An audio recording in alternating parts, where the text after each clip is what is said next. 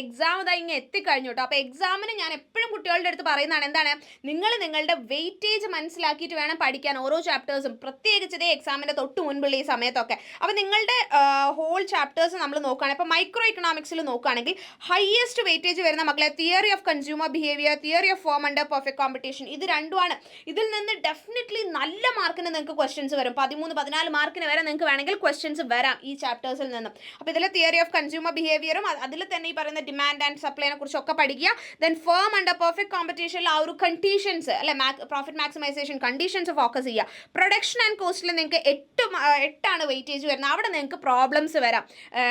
ഈ പറയുന്നത് പോലെ ടോട്ടൽ കോസ്റ്റും കാര്യങ്ങളൊക്കെ കണ്ടുപിടിക്കാനുള്ള പ്രോബ്ലംസ് വരാം. മാർക്കറ്റ് ഇക്വിലിബ്രിയം, ഇൻട്രൊഡക്ഷൻ മൈക്രോയുടെ ഇൻട്രൊഡക്ഷൻ ജസ്റ്റ് 4 മാർക്സ് ആണ് നിങ്ങൾക്ക് പറയുന്നത്. അതായത് അവിടെ നിങ്ങൾക്ക് ഈ പ്രൊഡക്ഷൻ പോസിബിലിറ്റി കർവിനെ കുറിച്ചും കൂടി ഉള്ളത് കൊണ്ടാണ് അത് ആ ഒരു വെയിറ്റേജ് അതിന് വരുന്നത്. അപ്പോൾ എനിക്ക് തോന്നുന്നു മാക്രോയും മൈക്രോയും നിങ്ങൾ നോക്കുന്ന സമയത്ത് ഈ ഒരു വെയിറ്റേജ് നിങ്ങൾ എപ്പോഴും ഫോക്കസ് ചെയ്യണം.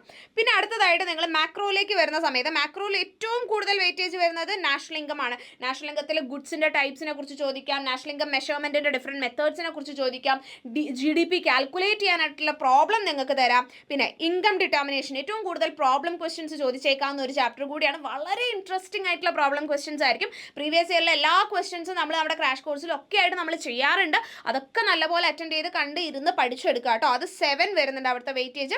പിന്നെ മണി ആൻഡ് ബാങ്കിങ്ങിൽ 6 വരുന്നുണ്ട്. ഗവൺമെൻറ് ബഡ്ജറ്റ് ആൻഡ് ഇക്കോണമി, അതുപോലെ ഓപ്പൺ ഇക്കോണമി, ഇതിനൊക്കെ 6 വെച്ചാണ് വരുന്നത്. മാക്രോ ഇക്കണോമിക്സിൻ്റെ ഇൻട്രൊഡക്ഷനിൽ നിങ്ങൾക്ക് 3 ആണ് വെയിറ്റേജ് വരുന്നത്.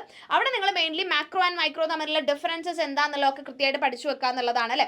മാക്രോ ആൻഡ് മൈക്രോ തമ്മിലുള്ള ഡിഫറൻസസ്, അതുപോലെ തന്നെ പ്രൊഡക്ഷൻ പോസിബിലിറ്റി കർവിനെ കുറിച്ചിട്ടുള്ള കാര്യങ്ങൾ, ഇത്രയാണ് ഇൻട്രൊഡക്ഷൻ ചാപ്റ്റേഴ്സിൽ 2ലെയും കൂടി നിങ്ങൾക്ക് പഠിക്കാനുള്ളത്. അപ്പോൾ നിങ്ങളുടെ അടുത്തും പറഞ്ഞു തരാനുള്ളത് എന്താണെന്ന് വെച്ച് കഴിഞ്ഞാൽ ടോട്ടൽ 8 മാർക്കിൻ്റെ ക്വസ്റ്റ്യൻ നിങ്ങൾക്ക് വരുമ്പോൾ 1 മാർക്കിൻ്റെ 10 ക്വസ്റ്റ്യൻസ് ഉണ്ടായിരിക്കും. അതായത് ടോട്ടൽ 10 മാർക്സ്. ആ 10 ക്വസ്റ്റ്യൻസിൽ ഒന്നുപോലും നിങ്ങൾക്ക് വിടാൻ പറ്റില്ല, എല്ലാത്തിൻ്റെയും ആൻസർ എഴുതേണ്ടതാണ്. പിന്നെ നമുക്ക് 2 മാർക്സിൻ്റെ 5 ക്വസ്റ്റ്യൻസ് ഉണ്ടായിരിക്കും. അതിൽ 4 എണ്ണം നിങ്ങൾ എഴുതണം. അതായത് 8 മാർക്സ് അതിൻ്റെ അകത്ത് ടോട്ടൽ കിട്ടും. ഒരു ക്വസ്റ്റ്യൻ നിങ്ങൾക്ക് ഒഴിവാക്കാൻ പറ്റും. അതേപോലെ തന്നെയാണ് 3 മാർക്കും 4 മാർക്കും 5 മാർക്ക് ആൻഡ് 8 മാർക്ക് ഇതൊക്കെ വരുന്നത്. 3, 4, 5 എന്ന് പറയുന്ന ഒക്കെ എന്താണ് 5 ക്വസ്റ്റ്യൻസ് ഈച്ചാണ് നിങ്ങൾക്ക് ക്വസ്റ്റ്യൻസ് തരിക. അതിലേതെങ്കിലും 4 ക്വസ്റ്റ്യനെ നിങ്ങൾ ആൻസർ എഴുതേണ്ടി വരുള്ളൂ. ദെൻ ഫൈനലി 8 മാർക്സിലേക്ക് വരുമ്പോൾ 3 ക്വസ്റ്റ്യൻസ് നിങ്ങൾക്ക് തരും. അതിലേതെങ്കിലും എന്താണ് 2 ക്വസ്റ്റ്യൻസിൻ്റെ ആൻസർ ആയിരിക്കും നിങ്ങൾ എഴുതേണ്ടത്. ഓക്കെ, അപ്പോൾ ഇത്രയും കാര്യങ്ങൾ കൃത്യമായിട്ട് മനസ്സിലാക്കി വെച്ചിട്ട് നല്ലപോലെ വെയിറ്റേജ് ഒക്കെ കൺസിഡർ ചെയ്തുകൊണ്ട് എക്സാമിന് വേണ്ടി പഠിക്കുക, എക്സാം ക്ലിയർ ചെയ്യുക. ഓക്കെ, നല്ല മാർക്സോട് കൂടി എക്സാം ക്ലിയർ ചെയ്ത് വരാം. അപ്പോൾ എല്ലാവർക്കും all the best. Thank you.